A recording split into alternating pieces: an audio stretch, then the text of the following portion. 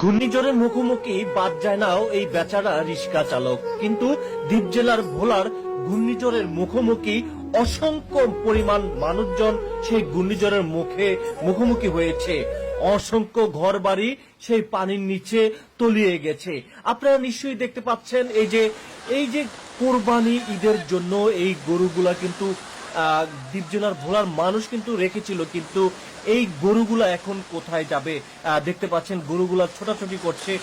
আর এই যে পানির যে ঢল আপনারা দেখতে পাচ্ছেন, যে পানি দ্বীপ জেলার অসংখ্য পরিমাণ ঘর বাড়ি যেটা হচ্ছে পানির নিচে তলিয়ে গেছে। দর্শক, যারা যেখান থেকে আজকের এই ভিডিওটি দেখছেন অবশ্যই কমেন্টে আপনাদের মতামত জানাবেন। আমরা অনেকেই রয়েছি যারা ঢাকায় বসবাস করছি, আমরা অনেক সুখে আছি, কিন্তু একটাবার একটু চিন্তা করে দেখুন এই যে দ্বীপ জেলার মানুষ অসংখ্য ঘর বাড়ি যে পানির নিচে তলিয়ে গেছে, অনেক হাঁস মুরগি চলে গেছেন, অনেক গরু এবং অনেক প্রাণও কিন্তু চলে গেছে, সেটাও আমরা কিন্তু জানতে পেরেছি। দর্শক, দেখতে পাচ্ছেন মানে ঘরের ভিতরে যা যাই ছিল না কিন্তু সবকিছু একদম শেষ হয়ে গেছে।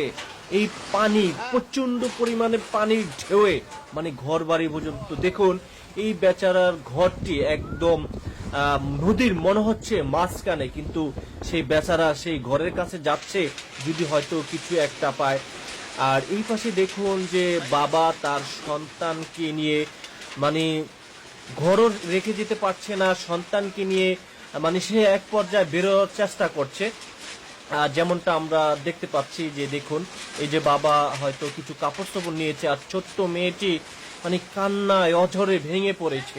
যারা যেখান থেকে এই ভিডিওটি দেখছেন অবশ্যই পুরো ভিডিওটির সম্পর্কে আপনাদের মতামত জানাবেন কমেন্ট বক্সে, আর ভিডিওটি বেশি বেশি করে শেয়ার করে দিবেন, দেশবাসীকে জানিয়ে দিবেন যে দ্বীপ জেলার ভোলার অসংখ্য ঘর বাড়ি যে পানির নিচে তলিয়ে গেছে, যেমনটা আপনাদেরকে আমরা দেখাচ্ছি, নিশ্চয়ই আপনারা দেখতে পাচ্ছেন।